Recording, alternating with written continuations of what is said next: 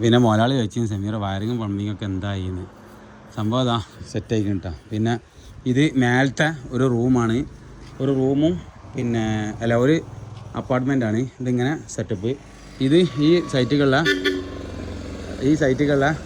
എന്താണ് ബിൽഡിങ്ങാണ്. പിന്നെ നമ്മുടെ വണ്ടിയിലെ ഇത് വേറൊരു അപ്പാർട്ട്മെൻ്റ് ആട്ടോ. അതിങ്ങനെ 2 സെക്ഷനായി പോവാണ്.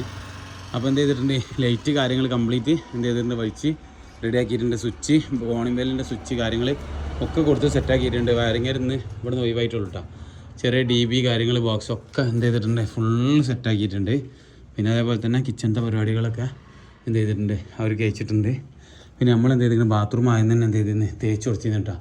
അതുകൊണ്ട് എന്താ വെച്ചാൽ ഗുണം എന്ന് വെച്ചാൽ ബാത്റൂം തേച്ച് കൊടുത്തു കഴിഞ്ഞാൽ ഞാൻ പ്ലംബിങ്ങിൻ്റെ വർക്കും കാര്യങ്ങളൊക്കെ അതാണ് കേൾക്കുക. അത് അവർക്ക് എന്ത് ചെയ്തിരിക്കണം, വയറിങ്ങിൻ്റെ ചാടിക്കാളൊക്കെ ഇവിടെ ചാടിച്ചിരിക്കണം കേട്ടോ. വാട്ടർ ഫാന് കാര്യങ്ങൾക്കൊക്കെ ചാടിച്ചിരിക്കണ്. പിന്നെ ഇവിടെ റൂമുകൾ കാര്യങ്ങളൊക്കെ എന്ത് ചെയ്തിരിക്കണേ ഫുള്ള് സെറ്റായി ചെയ്തിട്ടുണ്ട്. ആവശ്യമുള്ള മാത്രമേ ഇട്ടുള്ളൂ കേട്ടോ. നമ്മളെ വീട്ടിലൊക്കെ ചെയ്ത പോലെ അനാവശ്യമായിട്ട് കുറേ ഇട്ടില്ല. അനാവശ്യമായിട്ട് പറഞ്ഞാൽ നമുക്ക് സീലിങ്ങിലും അവിടെ ഇവിടെയൊക്കെ ലൈറ്റ് സ്വപ്നം കാണും, പിന്നെ ഉപയോഗിക്കും, അങ്ങനെ ആയി വരും. പക്ഷേ ഇതിവിടെ ആവശ്യമുള്ള മാത്രമേ ഇട്ടുള്ളൂ കേട്ടോ.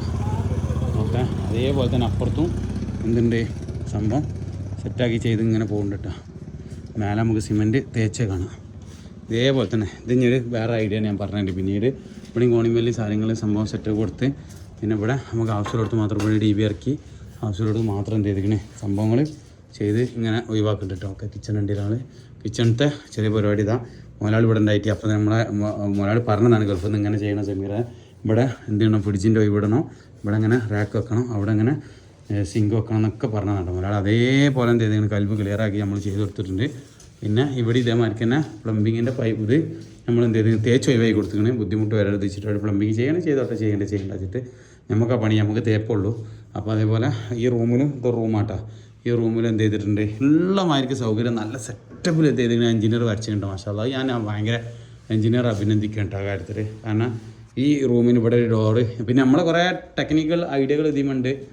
അവിടെ ഒരു കൂടെ ആ കൂടെ നമ്മളെ വക ഉണ്ടായി കൊടുത്താണ്. വേണ്ടാന്ന് പറഞ്ഞിരുന്നു.